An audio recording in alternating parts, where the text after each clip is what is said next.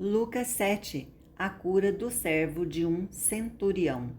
Tendo Jesus concluído todas as suas palavras dirigidas ao povo, entrou em Cafarnaum, e o servo de um centurião, a quem este muito estimava, estava doente, quase à morte.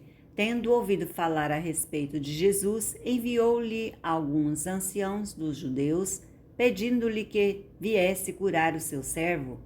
Estes, chegando-se a Jesus, com instância lhe suplicaram, dizendo: Ele é digno de que lhe faça isto, porque é amigo do nosso povo e ele mesmo nos edificou a sinagoga. Então Jesus foi com eles e, já perto da casa, o centurião enviou-lhes amigos para lhe dizer: Senhor, não te incomodes, porque não sou digno de que entres em minha casa.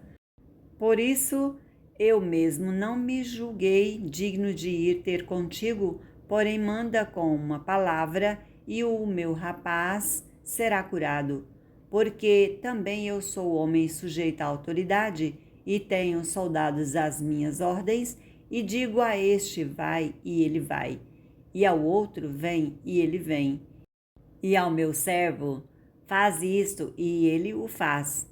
Ouvidas estas palavras, admirou-se Jesus dele e, voltando-se para o povo que o acompanhava, disse: Afirmo-vos que nem mesmo em Israel achei fé como esta.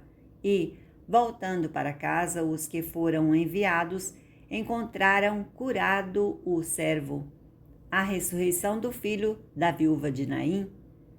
Em dia subsequente, dirigia-se Jesus a uma cidade chamada Naim, e ia com ele os seus discípulos e numerosa multidão.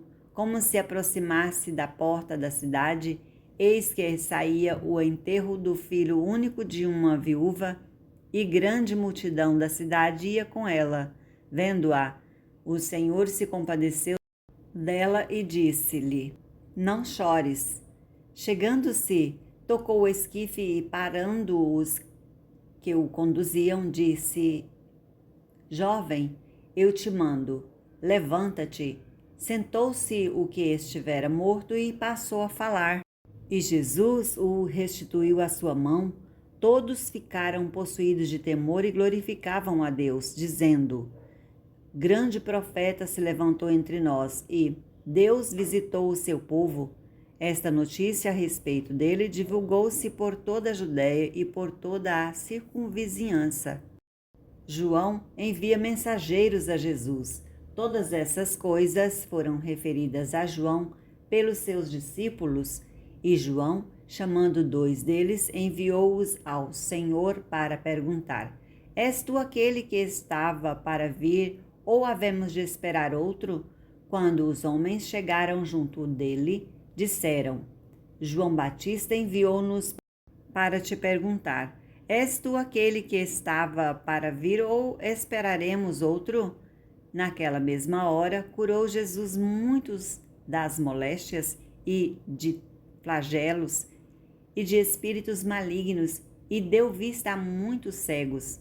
Então Jesus lhe respondeu: Ide e anunciai a João o que vistes e ouvistes: os cegos veem, os coxos andam, os leprosos são purificados, os surdos ouvem, os mortos são ressuscitados, e aos pobres anunciar-lhes o Evangelho.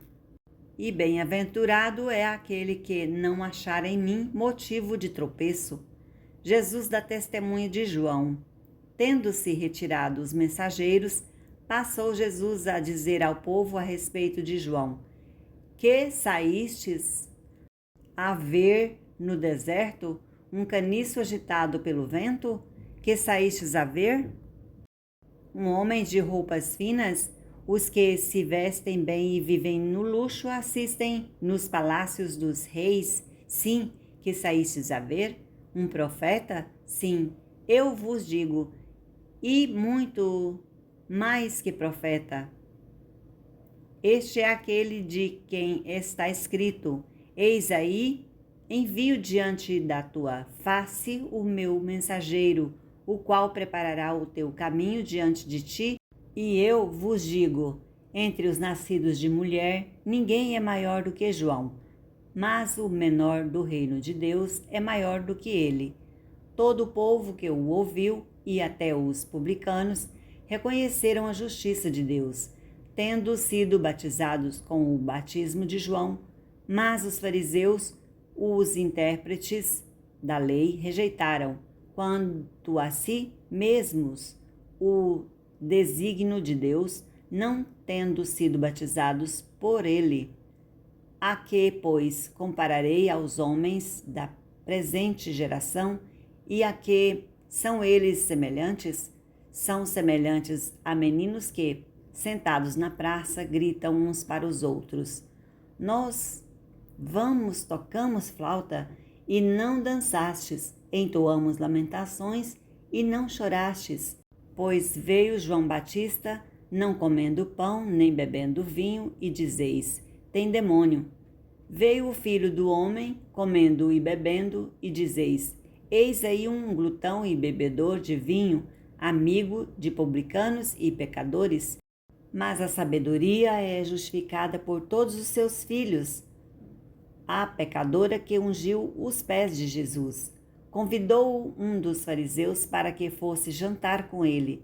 Jesus, entrando na casa do fariseu, tomou lugar à mesa, e eis que uma mulher da cidade pecadora, sabendo que ele estava à mesa na casa do fariseu, levou um vaso de alabastro com unguento e, estando por detrás aos pés seus, chorando, regava-os com suas lágrimas e os enxugava com os próprios cabelos, e beijava-lhe os pés e os ungia com o unguento.